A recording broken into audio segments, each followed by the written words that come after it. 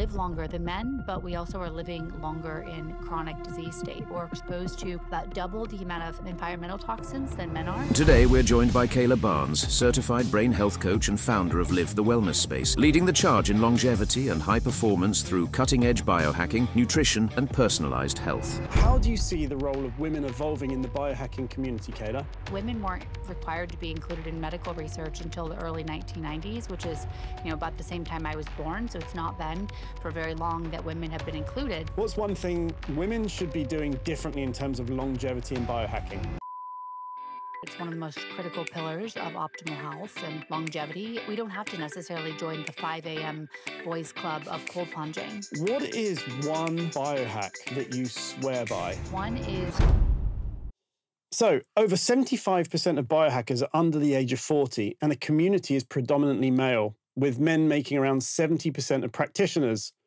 So, given that, how do you see the role of women evolving in the biohacking community, Kayla? Wow, that's an interesting stat. I wasn't familiar with that one because the way I see it is that the majority of biohackers are women, but that must be just because, 90% of my audience is women. So, I think that, that's super interesting that it's primarily male. It's most certainly been, the most notable biohackers in the space are definitely male, yourself being one of them. But it's been like that for years, right? I've been in this space for over a decade almost. And it's always kind of been, when you think about biohacking, there's a few top male names. And a lot of the literature, the medical literature, has been done on males. So a lot of the protocols are actually, I call them for male, by male protocols. But women weren't required to be included in medical research until the early 1990s, which is, about the same time I was born. So it's not been for very long that women have been included. So there's not a lot of data on us. And that's why I feel that when I started my entire biohacking journey, I was doing a lot of these like for men or best for men protocols because that's what's out there in the literature. And I just started to realize that my labs were trending in the wrong direction. So my thyroid health was becoming a little bit, it was reducing and my hormones were becoming dysregulated. So I knew that I had to do something different. And it's been super fun. I've gotten a lot of support, from women across the world. And women live longer than men, but we also are living longer in chronic disease states. So I'm excited for the future of female biohacking. So am I. Something I want to add here as a side note is that when created the Health Optimization Summit back in 2019 now, I remember Dasha Maximoff, I'm not sure if you're familiar with her, but state of female biohacker from the US. And she was talking about how important female biohacking was. And back at the time, I remember all the events I'd go to were nearly all male. In fact, my demographic followers on Instagram these days are 72% female. And the demographic at Health Optimization Summit in the UK is around 70% female. So we kind of differ. And I think that's because biohacking is, I think it's generally more of a guy term, whereas health optimization or, various other terms around it seem to be more female inclusive, I think. But biohacking is a fantastic term, and I just think it's a bit misunderstood sometimes. So maybe that doesn't resonate with females typically, which is why it's been a slower uptake, perhaps. What do you think? Yeah, it could be a little bit more of a harsh word potentially. I like the term longevity. I think it's really universal, or health optimization I think is great as well. But I think that universally the interest is just skyrocketing. You and I were just chatting, but the attendance and events and the amount of events that are occurring in this space, it's really exciting because I remember just being, kind of like doing weird stuff in this little corner of the internet, years and years ago. So it's exciting that people are now so passionate about it, really excited about it. And it's also become more understood. A lot of times, even my own family, when I first started doing this, they were like, what in the world are you doing? Why are you wearing this, diabetes monitor? Like what happened? So I'm excited that it's becoming a lot more understood as an industry, and people are taking control of their own health. I mean, we absolutely have to. I don't know the intricacies of the systems over in London, but here in the US, if you're going to rely on your Western medical doctor to make you well and bring you to optimal health, it simply won't happen at this phase. So we have to take our health into our own hands. Yeah, it's a very fair point. I mean, I remember when I first heard about hyperbaric oxygen therapy back in 2015, and I was like, this sounds like it's going to be a magic bullet for my chronic fatigue. It's like, I have to try this. I hunted out and I found this little barn outside of London at 2 hours away that would take me 2 hours to get there, an hour for the session, 2 hours back with cars in between. And it's like, I was lying in this chamber for the first time, and I was like, it's creaking. I'm in this pressurized chamber. I don't know anyone that's ever done this before. Am I bonkers? Like, have I gone too far this time? And it's like, now there you are with a hyperbaric chamber behind you and clinics all around the world. And it's been fully adopted by biohackers. And since the Tel Aviv study, longevity specialists and, even Brian Johnson is known to use hyperbaric oxygen therapy. So it's nice to have seen the space grow, over the last 9 years, 10 years now. Yeah, absolutely. I mean, it's super exciting. I actually first learned about hyperbaric probably about 8 years ago. I did a training under Dr. Danny Lehman and did his brain health practitioner certification. And he showed just incredible results initially for TBIs and concussions. He was working a lot with like NFL players and different athletes that had head trauma. And the difference between, before and after 40 sessions of HBOT were just amazing. So that's when I first got really excited about it. But it's definitely been widely, introduced to the masses now, which I think is great. I love that. And I think, with the whole Maha movement, bringing awareness to other areas, as we were discussing just before we started recording, it's really nice because there's a lot of things that are becoming more prevalent in the space. And I think it's opening people's eyes to what is possible and what they haven't heard of, whether or not they're all scientifically proven or not. I think it's nice because the consciousness is shifting in terms of, there are other things other than just pharmaceuticals or just what we're told is correct. And I think this is an exciting piece of what's going on. So I just wanted to touch on something here. Is like, you're the first female to publicly publish your own health data, which I think is a bold move and fantastic. But what led you to do it, and what did it reveal to you that surprised you most? I've actually been doing it for quite a long time, like quite a few years. When I got ready to open up, I co-founded a longevity medicine clinic here in the States. And when I went to go do that, I was just identifying all these labs that my doctors before had never recommended. So I had never been recommended to do a gut test or, an advanced NMR panel, which is an advanced lipid panel. I had never been told to look at my total toxic burden. I had never been told to look at my genetics. There were just a variety. It was test after test after test that I was becoming familiar with from doctors and practitioners as I just was determining what to offer. And I started posting the labs, but at first it was just individual. I was posting like one lab at a time and here's the results. And it was just an Instagram post. There wasn't really like a home for it. Eventually, other people in the industry posted them all in one place. And I'm like, oh, this is a great idea. I should just post them all since I've been sharing them on Instagram for quite some time anyway. And yeah, I just gathered all the data and I was really, blessed that I'd had a ton of back data and current data. And I owned a longevity medicine clinic, so I could literally order any lab at any time.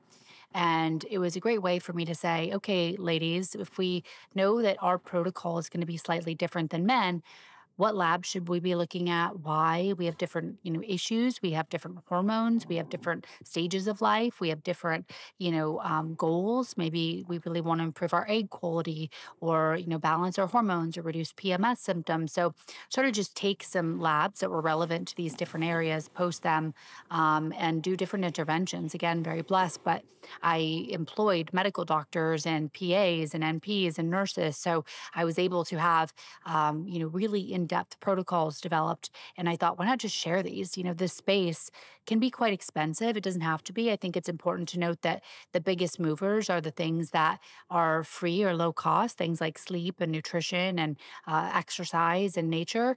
But I had access to all these advanced protocols and advanced therapy, so I just wanted to share them. Yeah, it's amazing. It's amazing. I really love that approach. And I mean, I think it takes a lot of courage to do so, because as you know, on social medias especially, you can get a lot of pushback for sharing some of these things that traditional mindset doesn't necessarily feel like is real. But I know you're very science-based in your approach. And, as we were discussing before, you're very, you like to incorporate both sides of things and what's in the middle versus extreme on one side or extreme on the other. So I think it does take a lot of courage to put it out there, because I've been called a psychopath. I've been called, a murderer because I eat meat and all these like crazy things. So, but publishing your most, let's say, most intimate data about things that are going on is, what have you learned from the outside world about the things that you've actually shared? I mean, has your view changed on how you approach things like that? Yeah, I mean, when you have 500,000 people on one platform, you're going to get negative opinions. You're going to get really positive opinions. You're going to get a lot of gratitude. I think, the most exciting thing is to see, sometimes you can like get insulated in this little bubble, right? You're just creating content.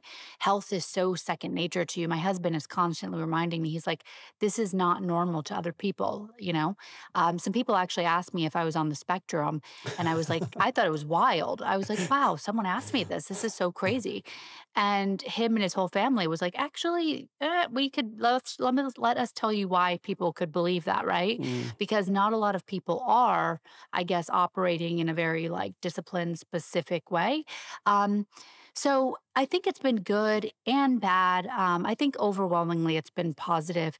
I think if I've had any learnings, it's been to really add context to everything, so that, if something is really just simple and basic to you, like I'm getting in this hyperbaric chamber. Like, for example, I did a live once in a hyperbaric chamber that I had at the clinic, and it was a multi-person. And I didn't even really mention what I was doing, but then everyone watching it was so concerned because I had like this nasal cannula in. So you have to make things super clear, because people's attention span is so short. So you have to really give them all the information, or as much as possible, to get the full picture, because people are just watching things so quickly. That's probably my biggest learning. And that you just have to kind of have thick skin, because if your intentions are so pure, which, mine really are, sometimes people will still have negative things to say. So. My nan taught me a saying once, was you can only please some of the people some of the time, not all of the people all of the time. And it's like, I think the thing that makes it worth it for me, of what some of the things I've learned, and I share out some interesting stuff, a bit like Dave and a bit like Ben does as well. But it's like, it's when you get a message saying, thank you, I heard this from you 2 years ago and it changed me and my family's life. That's when it becomes all worth it. And it's like those negative comments saying this, that, and the other, it was worth it, even if it's like change one. And people stop me in the street in London quite frequently and say, thank you, or I love your content and things like that. And it's like, otherwise it's just a number or just a negative comment, like 500,000, 600,000, whatever it is. But when you see it in real life, it really, really is rewarding. I love this. So one thing I just want to say about your content is that since following you, and you've grown massively in the time since, we've been in contact. And it's like, I love how simple but inclusive the content is. So for instance, a quote or a mindset in a white image with black text that you just get straight away. And I think I was discussing this with a friend the other week, and it's like, there was a quote that some guru said, and I was like, it's actually quite a dangerous quote, because there's so much like nuance in that. You could take that either way. It doesn't really make sense, but I find that you generally unpack things in a way that does make sense, and it draws you in with a quote and then gives you your thoughts below it. And I think this is where a lot of influencers share an abstract thing that people don't necessarily understand. So it's nice to see that you actually apply that, and that's in your mindset before it comes out, because it's perceived in the outside world. I just want to touch on something about, are there protocols or supplements or habits that you think women should be doing, that they should be doing differently from men, that the longevity space hasn't caught up with yet? Because there's Brian Johnson, and the other Brian Johnson, and all the other big main names, but there's not really anyone out there discussing things that females should be doing.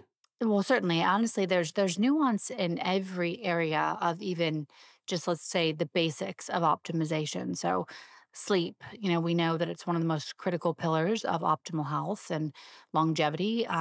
But women actually need a bit more sleep than men do. So the literature shows about anywhere from 11 to 20 minutes more.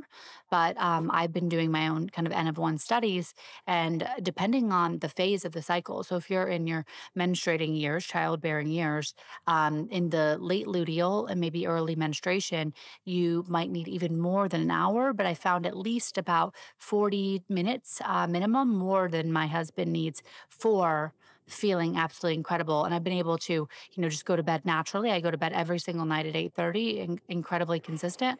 And then, waking up naturally. So I'm not using an alarm, so I can see what my body truly needs. And there's a ton of variations. That's sleep. There's one, core pillar that women can feel good about needing a little bit more sleep. We don't have to necessarily join the 5 a.m.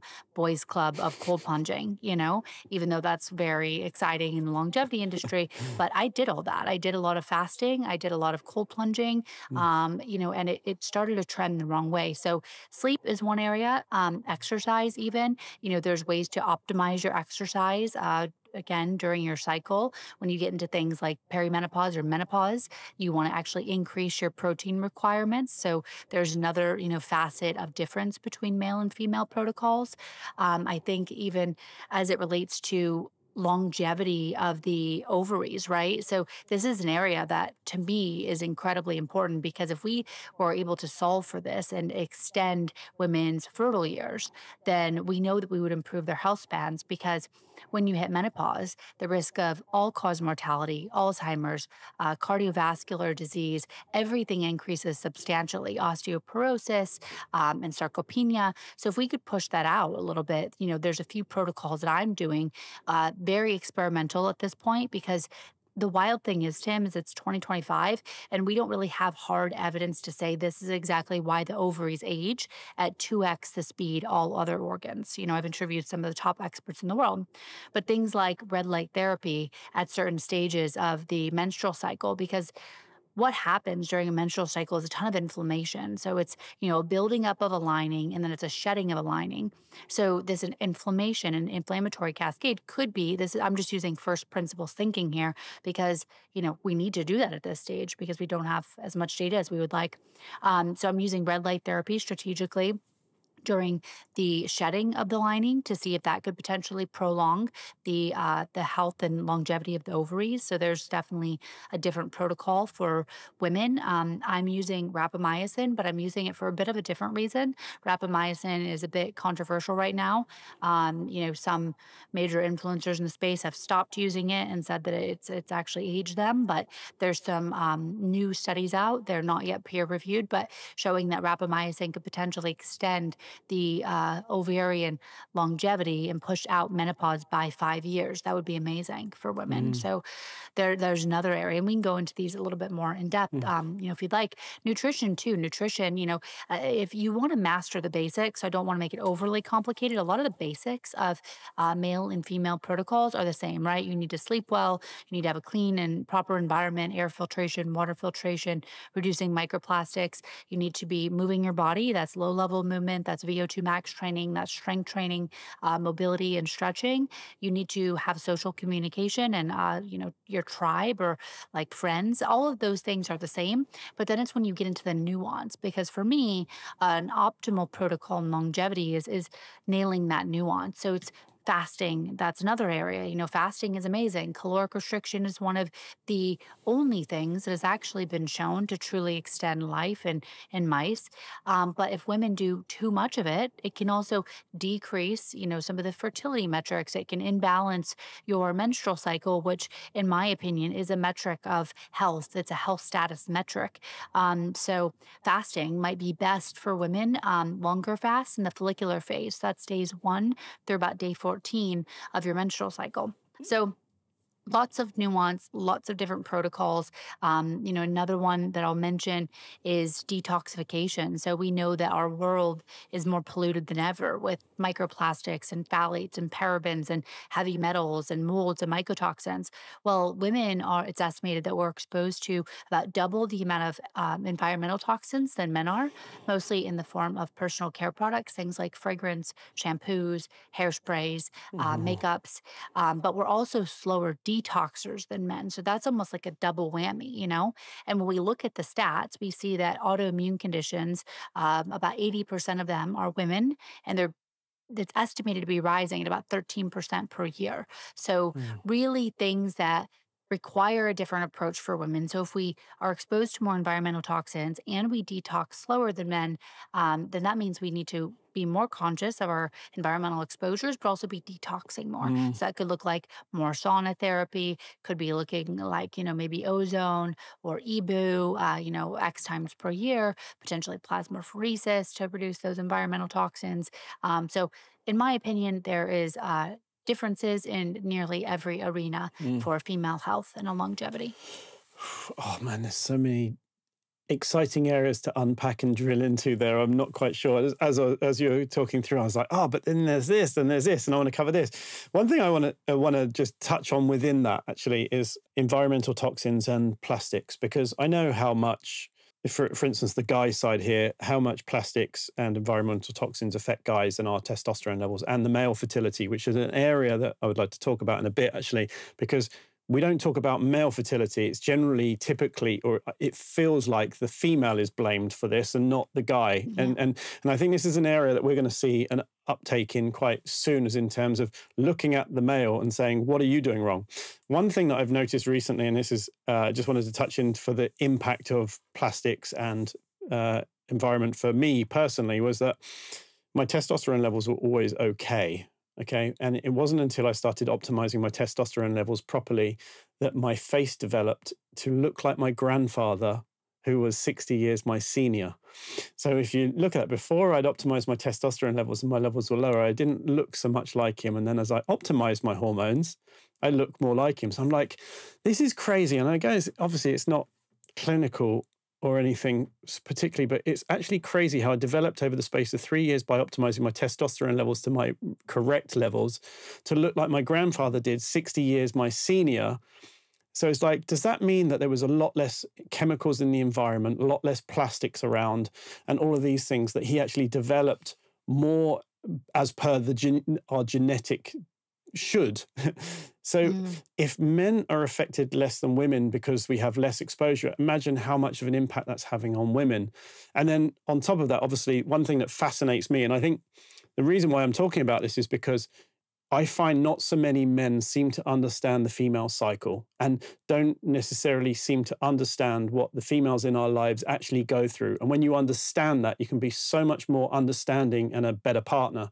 And I think when you understand how the hormones go up and then crash back down and all of the changes that happen through the cycle, it's like, actually, the liver is stressed at certain times throughout the month so much more. And us guys, we're pretty lucky in this because we have it on a daily basis. So it kind of makes sense that women have a tougher time detoxing, and also with the chemicals and things.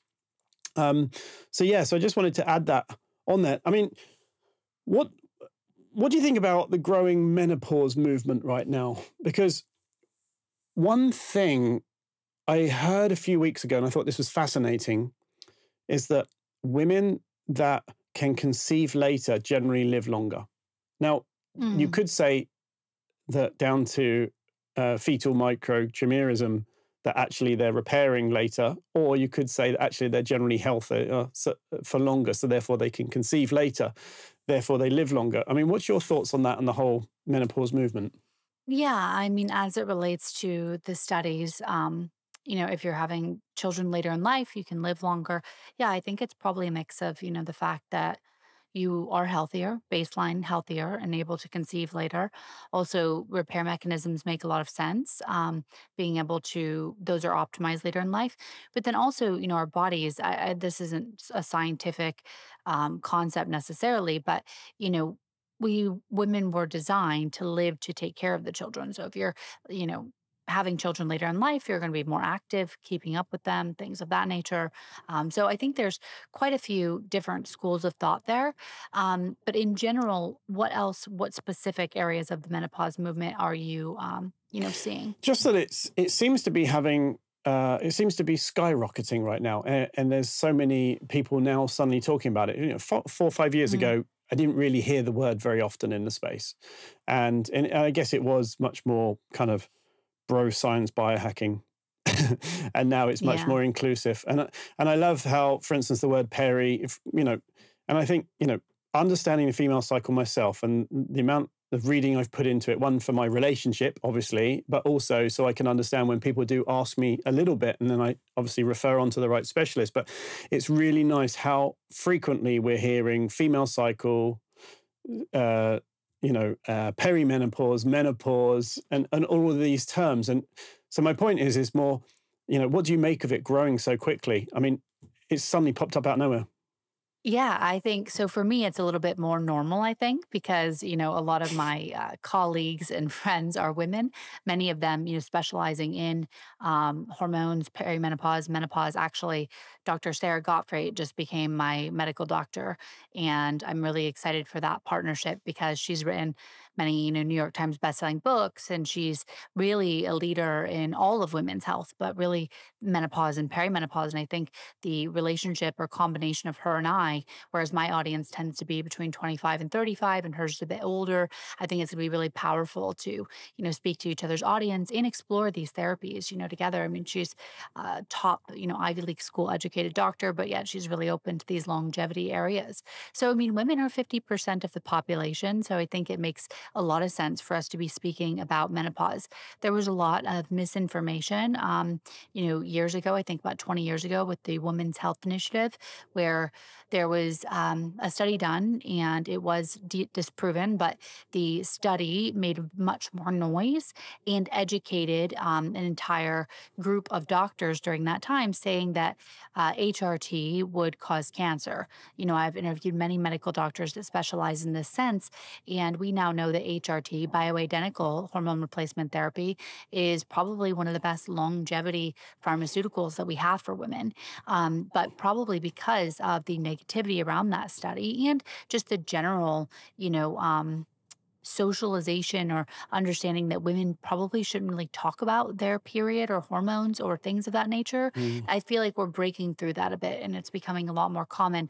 And I'm so excited, right? I mean, it's so sad that about 40% of your life is going to be spent or more is going to be spent in this postmenopausal state, which has a significant health risks, but also your energy, your libido, your drive. So many aspects of a woman's life can be reduced, if she's not, approaching, maybe a personalized approach for optimizing in menopause. So I'm really excited that we're there.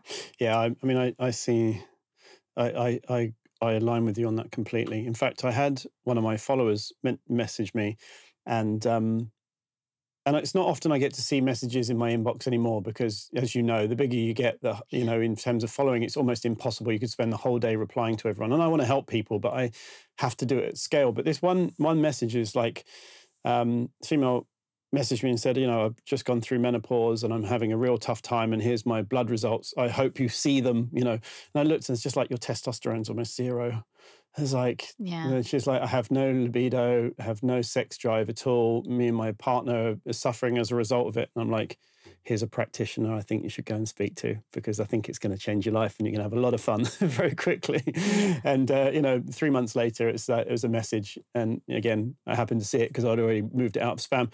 And, she said it literally changed her life. So I love hearing stories like this where it's like the awareness around it is growing. So that's why I wanted to know this. Remember, if you want to learn how to take control of your health and you're sick of traditional healthcare and temporary fixes, you should come to the Health Optimization Summit. You can join other like-minded enthusiasts and meet the world's leading minds in health, wellness, and science. You can even test out a load of groundbreaking health tech and latest supplements. Get your tickets at healthoptimization.com. Let's move on a little bit. So, according to the World Health Organization, Up to 50% of infertility cases are linked to lifestyle and environment factors, not structural or genetic issues. What are some of the most critical and maybe overlooked biohacks or diagnostics women should consider early if they want to preserve their fertility long time? So I agree with that. And there is definitely data to support this. So I think if you're a woman listening to this and you don't know your AMH, your anti-Müllerian hormone, I would recommend getting that test. It can be, a few dollars, not super expensive. But I want to be clear that there is no lab set that can, confirm your fertility status. You won't know that for sure until you actually start trying. But there are some labs and some different diagnostics that can give you a picture of this. So AMH, that's going to give you your ovarian reserve roughly. So if you are in your early 20s or mid 20s and your AMH is super low, then you might want to, speak with a doctor. You might want to consider preservation. You might want to consider lifestyle changes. We know that there's a link between endocrine disrupting chemicals and these environmental toxins and a lower AMH. So looking to start to eliminate some of those environmental toxins. So AMH would be one. Next would be maybe a total tox burden if you are having any fertility issues or you just want to have an idea. So there's a test over here in the States by Vibrant Wellness called Total Tox Burden, combines environmental toxins, molds, and mycotoxins, and heavy metals. So looking at that, seeing your parabens and your phthalates, things that come from like these makeup and personal care products, looking at just the entire scope and then working to reduce those would be something that I would definitely consider doing for fertility. As a woman, you also might want to get something like an intravaginal ultrasound. I don't know if you want to take it that far, but that's going to, again, look at the follicle count. You, of course, can look at hormones. So androgens like testosterone. You can look at your estrogen, progesterone. Those are super helpful. LH and FSH are really helpful labs to look at as a woman, just so you have an idea. Because the fertility, statistics are so concerning at this point, I believe fertility has been declining at about 1% per year, but over the course of the last 30 to 40 years, so 30 to 40%, it's important, I think, that we know earlier our current fertility potential status. As I said, there's no real way to know for sure, but those are a few things that I've done and that I would look into. Also, maybe look at, BioAge just to have an idea of how that's trending. That can be really helpful. And I think it's good to do this for both male and female. There's some additional tests for men that you can look at actually the shape of the sperm. You can look at the morphology. You can look at the motility, so how quickly they're swimming, how many of them are actually normal. So my husband and I did that really early on. So I did all of the labs for women and he did all the labs for men. Just so, when we do start trying, if anything comes up, we already have that out of the way. So I think those are really important. And then, in relation to reducing those endocrine disrupting chemicals, so these mimic estrogen. So we see young girls going into menstruation earlier than ever. We see then women going into menopause earlier than ever, even some women going into early menopause. So a lot of these chemicals are concerning, and you can measure them, because a lot of times you can be exposed to things that you would have no idea that you are being exposed to. You could live next to a facility. It could be something that is in your paint. There's a variety of different things. But if you test and you know what your exposures are, you can then work on, reducing them. You can also work on reducing them without knowing. You can just prophylactically do lots of sauna, which I love, and we know is good for longevity and reducing the risk of all-cause mortality, cardiovascular disease, a variety of things. You can do red light therapy. So one of the highest density mitochondria is, of course, in the brain and the heart, but also in the oocytes and the ovaries. So that's why I think mitochondria, really focusing in on that for fertility is important. And then also, just maybe considering a little bit of binders before, your sauna session to reduce those toxins, and going through your household. That will help you and your partner, right? So getting rid of the plastics, only, eating and cooking out of glass or a cast iron or steel is super helpful. No plastic water bottles. I'm even trying to transition all my clothing to be like organic, not polyester. There were some studies done on fertility and polyester, and the results were definitely decrease in fertility status. So doing like all organic and cotton materials can be really helpful too. So those are some of the labs I would consider looking at. And then I would, of course, also one other thing is a gut test if you're struggling to get pregnant, because the gut, in my opinion, is really the foundation of all health. And if you can improve your gut health, it can improve hormone health, it can improve, brain fog, skin health, a variety of different things. So if you just want to know your status, look at like an AMH, your hormones, LH and FSH. If you're struggling to get pregnant and want to dive a little deeper, I would look at that total toxic burden gut test can be super helpful there. And then for males, the morphology and the shape, and then for women, potentially an intravaginal ultrasound. Yeah, it's great advice. I love that. And I mean, I think again, while you're talking through this, I'm thinking there's so many routes we can go down here in exploring each of these. I mean, the chemicals that females use, and men as well these days, because we're becoming more metrosexual for sure. There's a statistic that the US bans just 11 ingredients from cosmetics, and Switzerland bans 1,700. Yeah, it's insane. And in fact, there's a guy from Belgium reached out to me last year and said, Tim, I've brought out this microfiltered tallow, niacinamide and copper peptide skin cream with sweet almond oil. It's super clean. It's made in Switzerland. I just want you to try it. And he's this 25-year-old kid that worked in a steel factory listening to Ben Greenfield podcasts every day. And he was like, I just really want you to try this product. So I tried it and it's absolutely amazing. So in fact, I ended up investing in it and it's grown so quickly, like especially in the US, because I think it's just so clean. And I think the Swiss standard is so high. It's what shocked me with it was, and this is to your point, is like, people are waking up to how many chemicals there are in their products. And I think when you have one that is super clean, where science meets nature, like Mythos, it does so well. And this isn't a cheeky plug or anything on my own podcast. It's just to the point where I was shocked at how quickly this thing grew. And I think that's just, to the point of how it's needed and how many chemicals we are exposed to on a daily basis. The other thing is that you're saying about sperm tests or, andrology, we call it here, is there's a brand that sent me a kit called X-Seed here in the UK. So you can do your business at home. You don't have to put it in your pocket and run across town and drop off a warm sample like I did a few years ago. But you can do your business at home, and then you put it into a container, you put your phone on it, it turns the light on and it takes a photo and then it uploads via the app, and you can do at-home sperm test.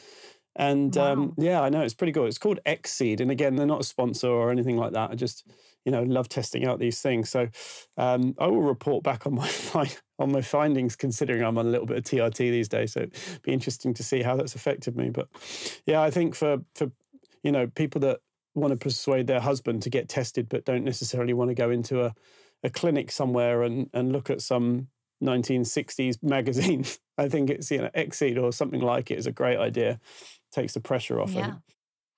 Yeah. Yeah, there's some nice here in the US, some nice like at home hormone monitors that are for women, which is also going to be, it's going to give you at home real time daily testing of things like progesterone, estrogen, and it can also help you identify when you're ovulating and that you are ovulating. So there's one called Mira that I like, and I think vaginal microbiome testing is really going to become a lot more popular as well. So I recently did a vaginal microbiome test, and women are so frequently seeking out doctor's visits for issues related to, vaginal health, whether that be, a different type of virus or yeast infection or something of that nature. And a lot of times antibiotics is just the first line of defense or the standard of care. And then you're repeatedly taking all these antibiotics, which is actually, not only disrupting your gut microbiome, but also your vaginal microbiome. So I love that we can now do a quick little swab, send it off, and, get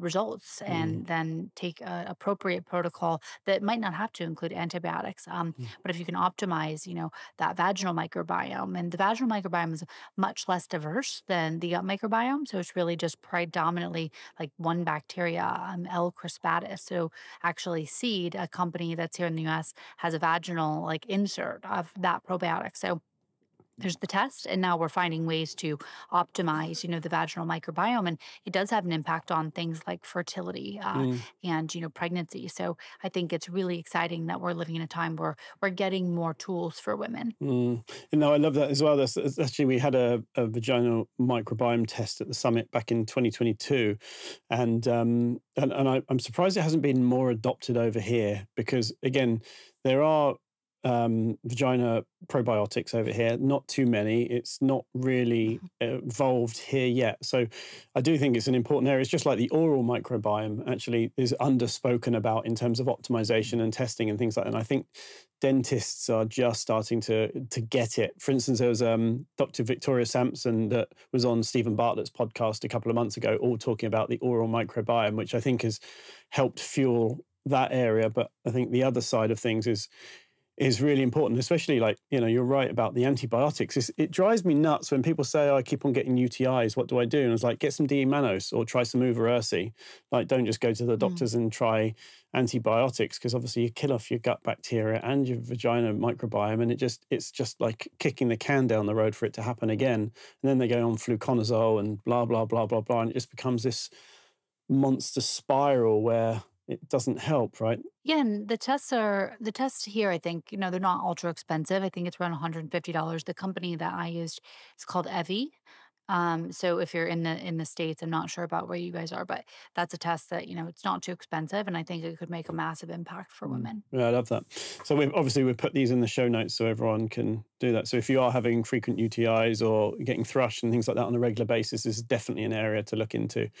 For sure. I also found one thing for me as the guy's side is I used to get prostate issues, and I found that, partly because I think I had leaky gut at the time, but I found by optimizing my gut microbiome, the prostate issues almost completely went. And then it wasn't actually until I saw Dr. John Lawrence over in Sarasota, and I had the Blue, which was methylene blue, ozone, and targeted antibiotics injected into the prostate, that actually nailed it once and for all. My previous partners would feel like they got UTIs after intimacy, and after having the prostate blue treatment with Dr. John or at his clinic, never happened again. So it's actually really interesting how the microbiomes obviously interact with each other and can cause problems if one has an imbalance. So it really. Oh, yeah. I mean, certainly. Yeah. So ladies listening to this, if you get UTIs after you and your partner are intimate, and you want to try and fix that, then I would definitely get him to have a test as well. It's not always, it is often the man's fault. And I think we get away with it a bit too much. Yeah. And you mentioned, the bulk of the burden of infertility being placed on women. And I mean, this is a 50-50 equation, so I think it's really important that both partners not only have diagnostics if an issue is occurring, but both partners are also actively doing everything that they can to optimize their either sperm or egg quality. And we know that there's about a 3-month window. So let's say you're listening to this and you want to get pregnant and you want to take the next 3 months, you can make a substantial improvement in both sperm and egg quality during that time. Okay, so I'd like to touch on brain health, because when I first, let's say, saw you online, you were working with Dr. Daniel Amen over at the Amen clinics. And what are some of the most common but overlooked brain stressors in high achieving individuals, do you think? And what do you do to personally counteract them yourself? Well, I would say some of the main, I think of the brain like both hardware and then there's the software. So let's talk about the hardware, like the physical structure of the brain. I think low blood flow due to inactivity, poor diet, and of course, stress, right? So the brain, even though it's only about 2 pounds, it consumes about 30% of the calories that you consume. So if you're consuming Holos and Doritos and you don't have clear thinking, I mean, to me, this is very clear as to why, right? If you eat junk, you're going to feel like junk. Your brain, which is the most important real estate we have in our entire body, really, because it determines how successful you are, the quality of your relationships, so on and so forth, that if you're not feeding it really high quality nutrition, that's a stressor on the brain, right? Stress is definitely another one. So continually experiencing high stress, which also that's another difference between men and women. So women have higher baseline levels of stress. We also have higher cortisol impact based on, like, for example, if my husband and I were both to do a cold plunge, my cortisol response would, for the most, in most cases, for most women, would be higher than the males. So higher baseline stress, and more sensitivity to stressors. So I think those would probably be some of the biggest ones. Blood flow, improving blood flow through exercise, low level movement, things like HBOT. That's why HBOT works so well for these patients that had concussions or TBIs. It improves the blood flow. It delivers more oxygen to the brain. So really trying to think about blood flow. And also another thing that I really love is thinking about the mitochondria in the brain. Again, really high density of mitochondria. So I actually do intranasal red light therapy or photobiomodulation. So I have V-light. And if you think about the positive impacts that red light therapy can have on the body and the mitochondria, think about what it's doing for the brain. So the good thing is if you think about the brain first, it's really going to be beneficial for all things longevity because, as I learned, a brain healthy diet is essentially a Mediterranean diet. It's high in the omega-3s and fish, things like salmon. It's so tough, though, nowadays to even get high quality fish because over here, it's like if you get wild, then the ocean is polluted. But if it's farmed, that's not good either. I've kind of landed on a company called Seatopia that I love because they test for microplastics and heavy metals, which is amazing. So yeah, eating high quality salmons and fatty fish and blueberries and leafy greens and avocado and yes, red meat of the right quality. That's all brain health diet as well. Also, just side note for longevity, if anyone's doing a lab test and wants to test your omegas, there's a high correlation between having an omega index over 8 and better longevity, reduced risk of cardiovascular disease. So I keep my omega index at 10 or more always. Interesting. I had a question previously that I was going to ask about omega-3s and whatnot, but I've left it. But I once heard the controversial Dr. Jack Kruse say omega-3 is the only lipid able to convert sunlight into a DC current. And so therefore, obviously, considering the portion of the percentage of our brain that is actually fat-based, optimizing that is obviously a key thing, especially when it comes to light and whatnot. And opinions on Dr. Jack to one side for a second, because I always think he's either a nutty professor or a genius or somewhere in between or both. But that really stuck with me around, fatty acids specifically and brain health and cognition and sunlight and how they kind of like all intertwine with each other. So, I mean, I don't know what you think about that statement. Well, I mean, we know that the brain is mostly fat and water. So it's like the consistency of soft butter, essentially. So maintaining a healthy level of good fats, omegas, I think, yeah, is quite important. And sunlight is huge. We know that we're so disconnected from our circadian rhythms, our natural sunlight exposure, the entire process that occurs when you receive sun and it actually converts into vitamin D. Like I take vitamin D supplementation to keep my levels at about 70.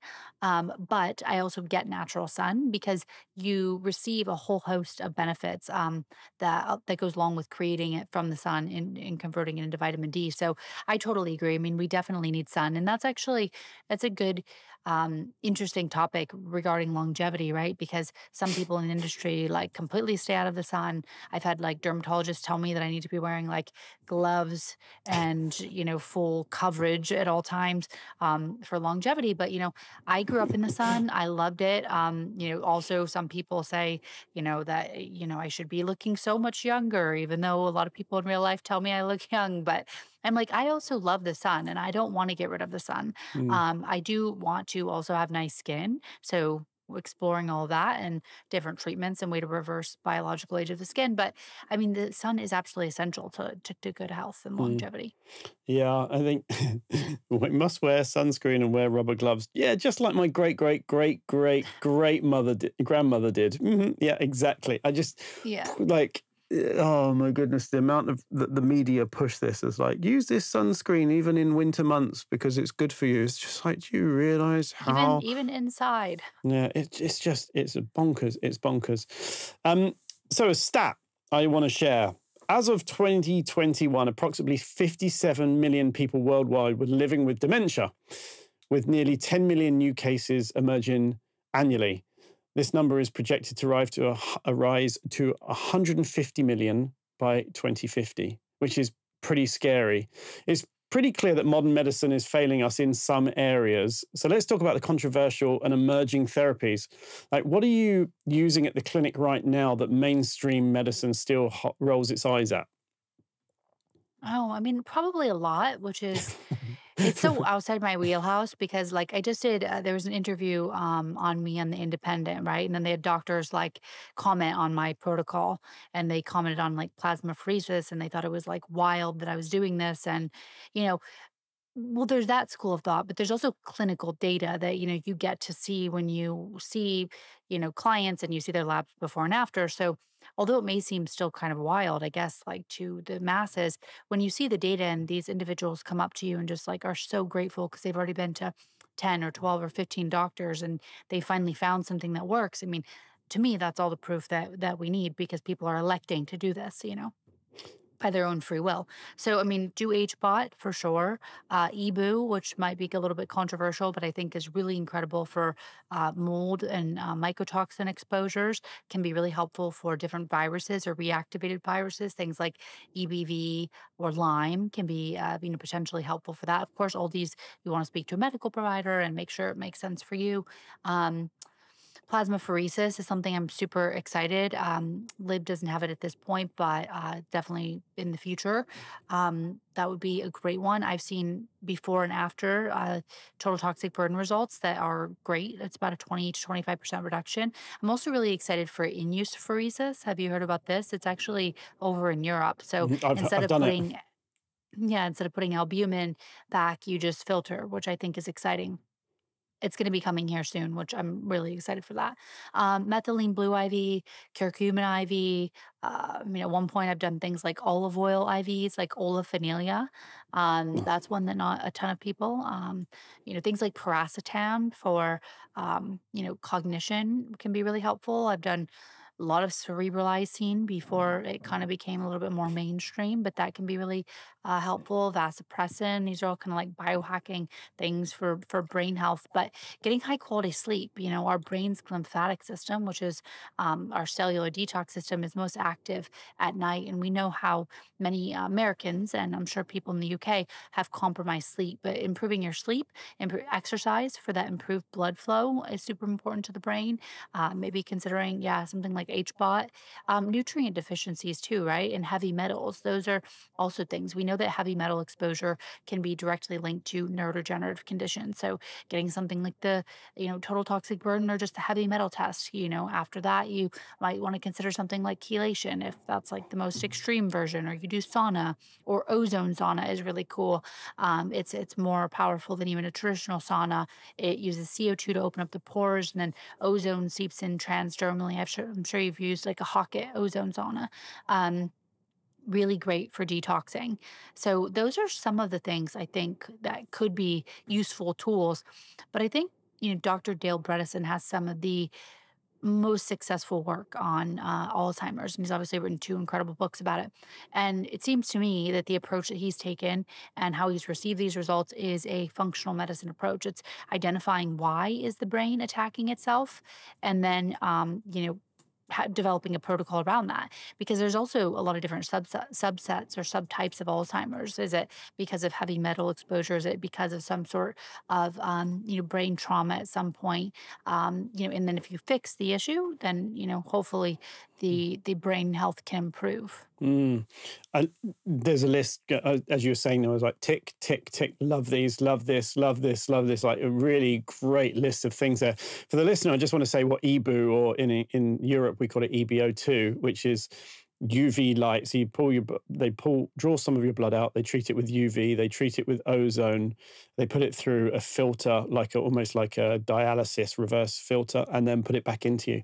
And I do it here in London 2 or 3 times a year at a clinic called Nutro, NUUTRO clinic, and I really enjoy it. I also did infertility over in Austria, actually, which was a wild machine. And I felt fantastic for that. I love like how you included some really basic things such as sleeping and moving.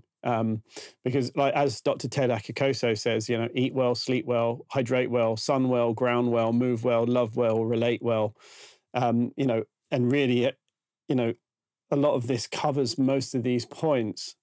I just want to put a flag on the piracetam, because I love this stuff. I really love piracetam. It's probably my favorite nootropic. And when I looked into all the nootropics I've tried over the years for brain power, and I'd love to have your take on this, every single nootropic that there seems to be always seems to play with acetylcholine and how the brain utilizes acetylcholine. Piracetam apparently opens up the receptors so you can get more in. So I stack that actually with qualia. So I take three qualia, not 6, and then I take piracetam, which is actually what I'm on right now.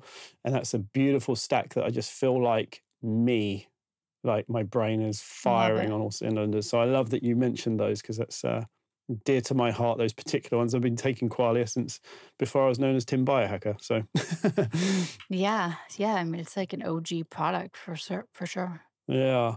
On the what do you think about creatine, about the studies and things that are being thrown around creatine at the moment? Because there's been a lot going around about the whole 20 grams, but there's also something around Alzheimer's, I think it was, or dementia, where they found in the brain there was aluminium with the creatine trying to get into the brain, but the creatine couldn't get into certain areas, implying that creatine is really powerful for cognition.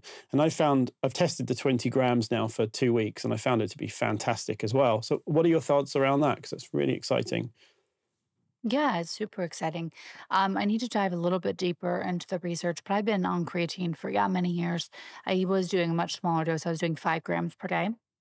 But the research seems to be pointing to the fact that we need a bit more, especially for muscle and brain saturation. I think, minimum maybe 10 grams.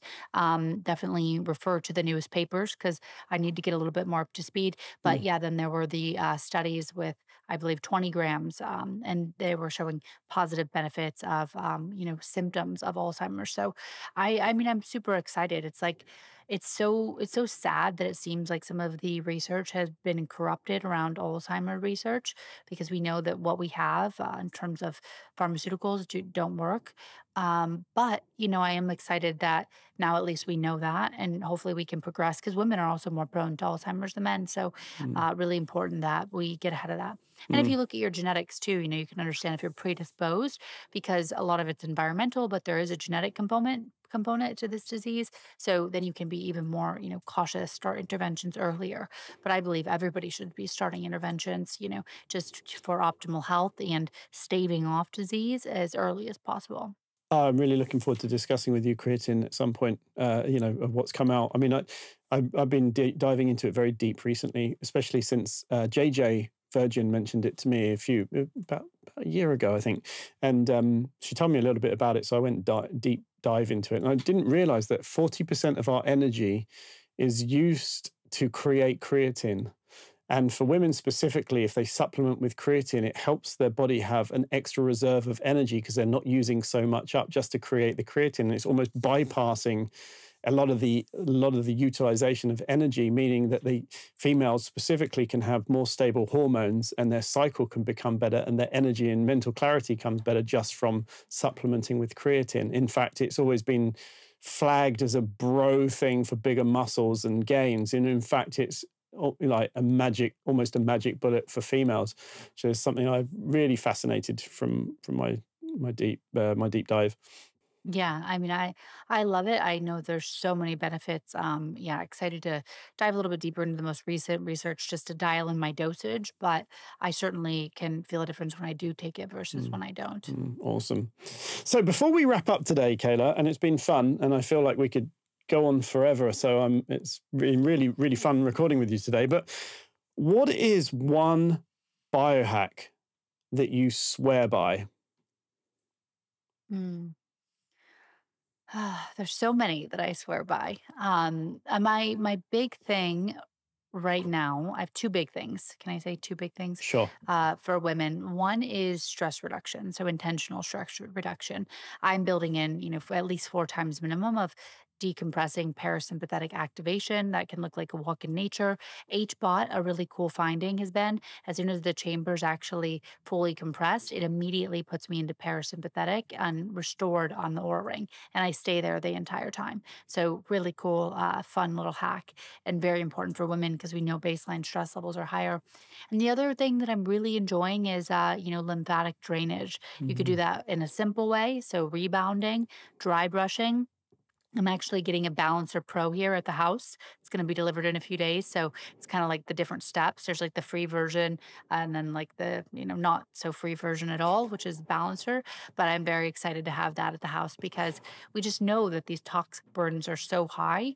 And, I hope from a government systemic top-down level, the toxins become reduced, especially here, in the US. But until then, we need to be detoxing and then, getting our lymphatic drainage systems in optimal states. Yeah, I love the body brush. I've got one on my desk at home, actually. So sometimes, because I had slow lymph here, drainage down this side from thermography, I have a brush on my desk and I just use it a few times a day. And it's actually, when I first heard about body brushes for lymphatic, and I was just like, you're bonkers, a brush isn't going to work. But in fact, it's bloody fantastic for it. So I love that you said this one.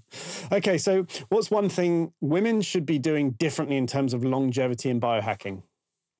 Yeah, sleeping more, but not too much. Getting into over 9 hours and into 10 hours can be related to increase of all-cause mortality. So sleeping more, for sure. Interesting. On the sleeping thing, you mentioned about on a detoxification through the night. One thing I like about the Samina bed system that I've got at home, I don't know if you've tried them or not, but they're just slightly raised so that they say it's so that your brain can, drain and detoxify better through the night. And I found that my sleep is, around 15, maybe 18, 20% between there somewhere better from when I'm sleeping on a bed with a slightly raised head. So is that something that you've come across? Yeah, I mean, I sleep on an incline. It's more like a built of pillows, but I like sleeping slightly elevated just naturally. Even before I knew that, it felt nice. But yeah, I've heard great things about Samina. So I might get one. I'm definitely in the market for a new bed. Yeah, they are fantastic. And I think it's really funny because they sucker punched me. So when they said, we'd really like to be at the summit, I was like, well, I have to try it out first. I can't let you come to the summit without trying it out because this is a kind of a rule I have for the vendor floor. And so they said, okay, come and stay in Samina Village. So I stayed in a hotel nearby that they put me up. And I got into the hotel at like gone midnight because it was traveling into Austria. And then I woke up and I actually had an alarm clock for once. And I got up early and I looked at my sleep score and it's like 88. It's like, I only slept just 5 hours 50 minutes, and like I can't believe it. And I said to them when I was at the factory, like, this is what it was. They said, yeah, it's our hotel. We've got the beds incorporated into the hotel, and you didn't know. I was wow. sucker punched. I was like, oh, I'll take one. I'll take one. Yeah. Give us your top advice on the most important accessible female supplementation, Kayla. Well, without a doubt, you have to have your bases covered. So magnesium, fish oil, high quality fish oil, and vitamin D. Definitely, vitamin D is so important for our hormones. Additional supplements on top of that. I really love things like Metopure because if we go back to the idea of the mitochondrial density in the ovaries, something like a urolithin A. You can also have pomegranate. I take the kind of skin of the pomegranate and throw it into a smoothie. That's also, quite dense in the urolithin A. So I think that is another great one for women. NMN or NR, a precursor to NAD. There's new research coming out that reduced levels could be linked to fertility issues. So optimizing NAD levels, I think also is quite important. And I also like spermidine too in the kind of like longevity. I think of my supplements in 3 buckets. So we have the baseline, like will always be there. That's the omega-3 fish oil and vitamin D. Then I have my protocol supplementation. So the way I determine what supplements I need, it's through a test called a Nutri-Eval or a metabolomics. So then I actually target exactly what I need. And I take that whatever that test states that I need more optimal levels of. I combine that with my gut test, with my oxidative stress tests, with my additional testing, and then that's my protocol supplements. So those change, every quarter. And then I have the longevity bucket, which that's things like spermidine, mimicking autophagy, which is great, urolithin A, things like, fisetin or any senolytics go there as well. And then NR or NED injectables, peptides, stuff like that. That's all in this longevity bucket. So that's what I think can be great for women. And I think, all of those can be really great. I think if you want to dial it in, look at a test, something that is going to measure your actual vitamin and mineral status, and then target supplement. Yeah, the NutriVal test actually was told to me by Dr. Scott Scher many years ago now. And I love this test because obviously it looks at the cellular expression, doesn't it? And what actually the cell needs. It's like, for instance, genetics. I love obviously DNA tests because they're fantastic because it kind of lets you know what the roadmap might be like, but the actual expression of the cell tells you what's actually going on. Because, for instance, you might be vegan and, be deficient in so many things, for instance, but your genetics actually need more meat, showing that you're actually low in B12 and whatnot. But you might then be carnivore. And so therefore that gene might not be downregulated because you're actually getting what you need. So I love the NutriVal for this reason. So again, I feel so aligned with you on so many of these things that it really feels great. And the other point I just really want to specify is I love that you said that you rotate your supplements and that you have seasonal, because so many people forget that the word supplement is to supplement, not ongoing survive with. It's like, what do I need as a basis? What do I need to then rotate to give my body what it needs throughout the year, opposed to just the same supplement or the same drug or the same thing year round? So I love that you said that, and it's really fantastic advice because I've not heard anyone else say this. So I love that. Thank you for sharing that, Kayla. Absolutely. Yeah, our bodies are always changing. Our lives are changing. We can be exposed to different things. So it's important to test, and then target a supplement. Kayla, it's been really fun to meet you. Really good to chat about all things in various different areas of female health and biohacking. So thank you very much for coming on the show. It's been a real pleasure. Thank you so much for having me. A massive thank you to my guest, Kayle Barnes. We've been in contact for many years on social media, so it's fantastic to finally get face-to-face and talk things all biohacking, female biohacking, supplementation, and all the crazy things that we get up to. Learn more about Kayla at kaylebarnes.com. You've been listening to the Health Optimization Podcast, and I'm Tim Gray. If you found this episode valuable and informative, please share it with a friend and subscribe to my channel to see more. See you next time, and remember, let's spread the health.